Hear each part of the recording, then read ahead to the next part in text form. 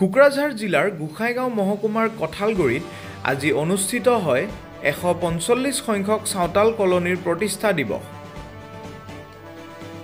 এই অনুষ্ঠানৰ মুকলি সভাত উপস্থিত হৈ বিটিআৰৰ কাৰ্যবাহী সদস্য উইলছন হাজদাই চাওতাল জনগোষ্ঠীটো সমাজ জীৱনৰ দায়িত্ব আৰু সকলো দিশৰ উন্নয়নৰ বাবে ভাষণ আগবঢ়ায়। আদিবাসী কল্যাণ আৰু উন্নয়ন পৰিষদৰ অধ্যক্ষ অসীম হাজদাই চাওতাল কলনীৰ শৈক্ষিক সামাজিক ক্ষেত্ৰৰ উন্নত কৰাৰ পৰিকল্পনাৰে ভাষণ প্ৰদান কৰে। আজি এদিনীয়া কাৰ্যসূচীৰে আয়োজিত চাওতাল কলনীৰ প্ৰতিষ্ঠা দিৱসত চাওতাল কলনী পাৰগানা বাইচিৰ ডিপুটি পাৰগানা আলফ্ৰেড মুৰ্মু চাওতাল কলনীৰ ইতিহাস উল্লেখ কৰি গুৰুত্বপূৰ্ণ ভাষণ প্ৰদান কৰে। উল্লেখ্য যে 1881 চনত ব্ৰিটিছ শাসনৰ কালত চাওতাল কলনীৰ প্ৰতিষ্ঠা কৰা হৈছিল। চাওক আমাৰ এই বিশেষ প্ৰতিবেদন। আমাৰ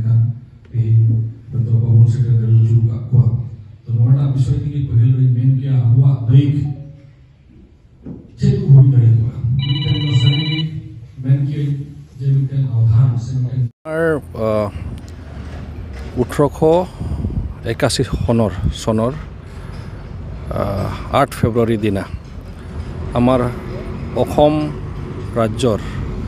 একদম চবতকৈ পশ্চিম প্ৰাংগণত অৱস্থিত এইখন ঠাইত চাওতাল কলনীখন স্থাপিত কৰা হৈছিল আৰু তেতিয়াৰ পৰা আজিলৈকে 145 বছৰ হৈ গ'ল। আৰু এই যোৱা 145 বছৰত এইখন অঞ্চলত বিশেষকৈ চাওতাল জনগোষ্ঠীৰ জনবসতি প্ৰধান এটা অঞ্চল আৰু ইয়াত বিভিন্ন জাতি জনগোষ্ঠীও ইয়াত বসবাস কৰে।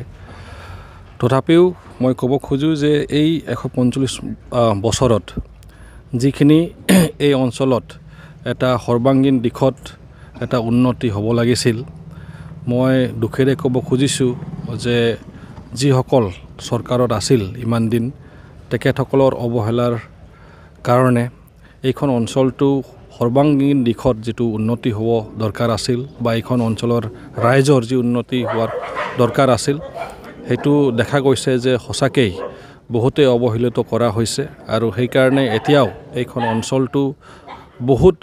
দিশতে পিছ পৰি আছে। এইখন অঞ্চলৰ ৰাইজ বহুত দিশতে পিছ পৰি আছে। যদিও বা আগৰ চৰকাৰৰ সময়ত আমাৰ এখন অঞ্চলৰ পৰা প্ৰতিনিধি আছিল, BTC হিচাপত কওক বা আমাৰ অসম ৰাজ্য চৰকাৰ হিচাপে কওক, তথাপিও আগৰ চৰকাৰৰ যিটো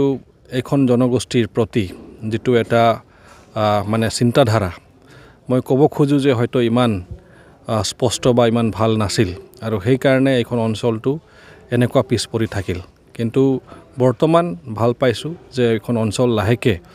উন্নতৰ পথত আমি আগুৱাই আছোঁ। এতিয়া ইয়াৰ পৰা মানৱ সম্পদ বুলি ক'বলৈ গ'লে একো নাই, আমি এজনো ইয়াৰ পৰা উলিয়াব পৰা নাই, তেনেকুৱা এটা অৱস্থাত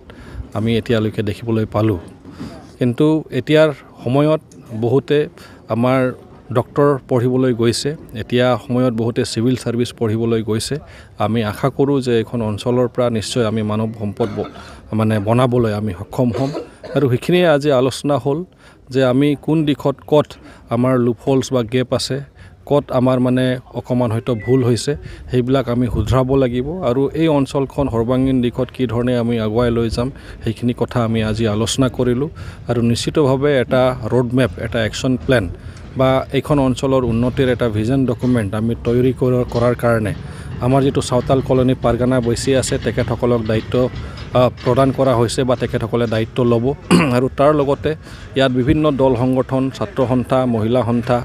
বিভিন্ন সামাজিক সন্থা ইয়াত জড়িত হৈ থাকিব, গাঁওবুঢ়া সন্থা ইয়াত জড়িত হৈ থাকিব আৰু এই অঞ্চলৰ তুমুল পৰিৱৰ্তনৰ কাৰণে যি যো-জা চলাব লাগে বা যি প্ৰয়াস চলাব লাগে সেইটো আমি চলাই লৈ যাম। সেইখিনি কথা আজি আলোচনা কৰা হ'ল আৰু যোৱা 145 বছৰত কি ধৰণে এতিয়ালৈকে আমি আহিলোঁ বা দীঘল এটা জাৰ্ণি যিটো আমি এতিয়া 1881 চনৰ পৰা এতিয়া 2025 লৈকে যে আমি ইমান দিন ইয়াত বসবাস কৰিলোঁ, কি ধৰণৰ কি অৱস্থাত আছোঁ, গোটেইখিনি কথা আজি আলোচনা কৰা হ'ল। তো মই আশাবাদী যে আজিৰ তাৰিখটো আমাক ৰিমাইণ্ড দিয়ে যে এইখন জাগাত চাওতাল কলনী হিচাপে আমি মৰম কৰিব লাগিব, সন্মান জনাব লাগিব। এইখন বিশেষ দিনত আমি মৰম কৰিব লাগিব, সন্মান জনাব লাগিব আৰু সেইটোৰ কাৰণে আমি সকলোৱে নিজৰ দায়িত্ব আমি ভালকৈ পালন কৰিলে নিজৰ দায়িত্ব আমি নিজে সকলোৱে মানে দায়বদ্ধতা লৈ ল'লে নিশ্চিত ৰূপে এইখন জাগা এইখন ঠাই উন্নতি কৰিব আৰু এইখন অঞ্চলৰ মানুহসকলৰ ৰাইজৰসকলৰ উন্নতি হ'ব তো সেইখিনি কথা আজি আলোচনা কৰি আজি ভাল লাগিছে যে সেইখিনি আমাৰ সকলো নেতৃবৰ্গৰ আৰু সমাজ সেৱকসকল আৰু বিভিন্ন দল সংগঠনৰ নেতৃবৰ্গৰ উপস্থিতিত এইখিনি কথা আলোচনা কৰা হ'ল মোৰ বিশ্বাস যে নিশ্চয় এই আলোচনাই এটা ভাল ফল দিব ধন্যবাদ আজি সাঁওতাল কলনীৰ জন্ম দিৱস আৰু এই জন্ম দিৱস আমি সুচাৰুৰূপে পালন কৰিছোঁ প্ৰথম কাৰ্যসূচী আছিলে ফ্লেগ হোষ্টিং পতাকা উত্তোলন তাৰপিছত আমাৰ সাঁওতাল কলনীৰ বিশেষ যিসকল ব্যক্তি আছিলে তেওঁলোক হয়তো আমাৰ মাজত নাই আজি তেখেতসকলৰ আত্মাৰ চিৰশান্তিৰ কাৰণে আমি শ্ৰদ্ধাঞ্জলি জ্ঞাপন কৰিলোঁ আৰু তাৰপিছত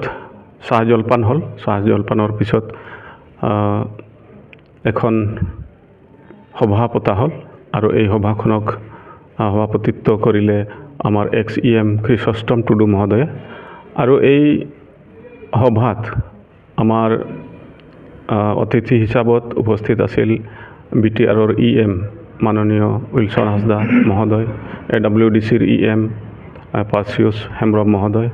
আৰু সাঁওতাল কলনীৰ ভিতৰত থকা বিভিন্ন আদিবাসী জাতীয় সংগঠনৰ নেতৃস্থানীয় ব্যক্তিসকল উপস্থিত আছিল আৰু বিশেষভাৱে এই আলোচনাত স্থান পায় যে যিহেতু এইবাৰ সাঁওতাল কলনীৰ জন্ম দিৱস 145তম পালন কৰা হ'ল তো 145 বছৰৰ ভিতৰত কিমানখিনি অগ্ৰগতি হৈছে সাঁওতাল কলনীৰ ভিতৰত এইবিলাকৰ ওপৰতে চৰ্চা হ'ল আৰু বিশেষভাৱে ইয়াত আমি দেখিবলৈ পালোঁ যে সাঁওতাল কলনীৰ ভিতৰত শিক্ষাৰ যি প্ৰয়োজন যথেষ্ট আছে আৰু আমি ৰাইজক আমি জাগৰণ কৰিব লাগিব কিয়নো শিক্ষা অবিহনে এটা জাতি কেতিয়াও আগবাঢ়িব নোৱাৰে তো শিক্ষাৰ লগত সংগতি ৰাখি আমি সমাজ ব্যৱস্থাৰ টনকিয়াল কৰাৰ কাৰণে আলোচনা কৰিলোঁ আৰু বিভিন্ন দিশত আমি ইয়াত আলোচনা কৰিলোঁ নিশ্চয়কৈ লাহে লাহে সাঁওতাল কলনীয়ে অগ্ৰগতি লাভ কৰিব আৰু বেলেগ বেলেগ জাতি জনগোষ্ঠীৰ দৰেই আমাৰ ইয়াত থকা সাঁওতালসকলে উন্নতি সাধন কৰিব বুলি কামনা কৰিছোঁ আৰু বিশেষকৈ সাঁওতাল কলনীৰ যি দুৰৱস্থা আছে এই দুৰৱস্থাসমূহত সহায় সহযোগিতা আগবঢ়োৱাৰ কাৰণে আমাৰ AWDCৰ পৰাও আমি যথেষ্ট চেষ্টা কৰিম য'ত ইনফ্ৰাষ্ট্ৰাকচাৰৰ প্ৰয়োজন আছে সেইবিলাকৰ প্ৰতি আমি তীক্ষ্ণ নজৰ ৰাখিম যাতে আমাৰ এই সাঁওতাল কলনীও লাহে লাহেকৈ আগবাঢ়ি যায়